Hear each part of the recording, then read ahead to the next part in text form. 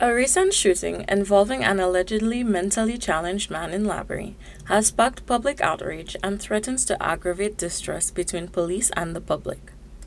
The man who was hospitalized following the incident could become a symbol of what many citizens see as an ongoing issue with how law enforcement interacts with vulnerable individuals, particularly those dealing with mental health challenges.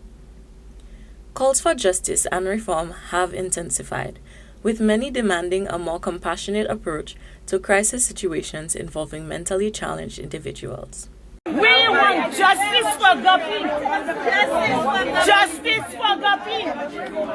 The police has just shot an unarmed SL.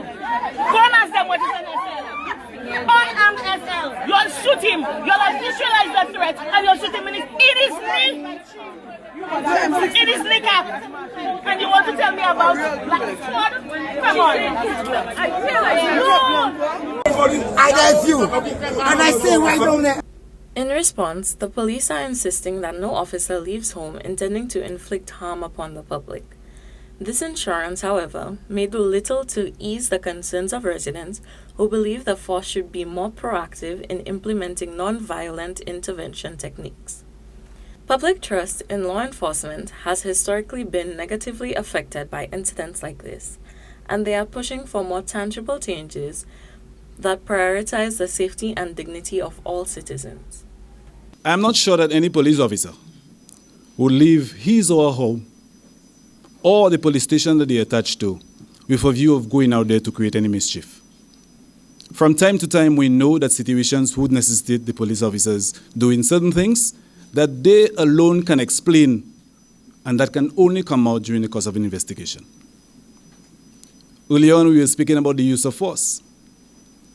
And again, it depends on the circumstances of the case.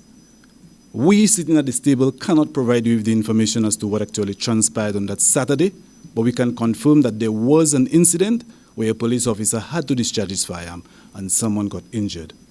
This individual was conveyed to the hospital, has been treated, and is currently recovering at home.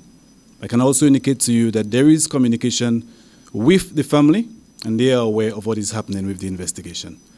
So it is not for us to sit here and to indicate that the police acted correctly or the gentleman did something which was against the law, which would have caused the police officer to discharge his weapon. We need to allow for the investigations to take place, and at the end of it all, whatever the facts are that are collected in the matter, they will be communicated to the general public. Police Commissioner Vern Gard stated that efforts are underway to improve how officers respond to situations involving those who may not be sound of mind. He acknowledged the need for specialized training and approaches that de-escalate tense situations without resorting to violence. By committing to these improvements, Gard hopes the police can rebuild public trust and create safer interactions for individuals with mental health issues. Persons who are of unsound mind and how those persons are dealt with in the context of law and order. And it does speak of us reinviting the general approach of dealing with these emotionally disturbed persons from the point of the training school and revising it throughout the organization. The incident in LABORIE has ignited a larger conversation about mental health support within the criminal justice systems in Saint Lucia. Advocates and community leaders are urging the government to provide greater resources for mental health training so officers are equipped to handle complex situations with care.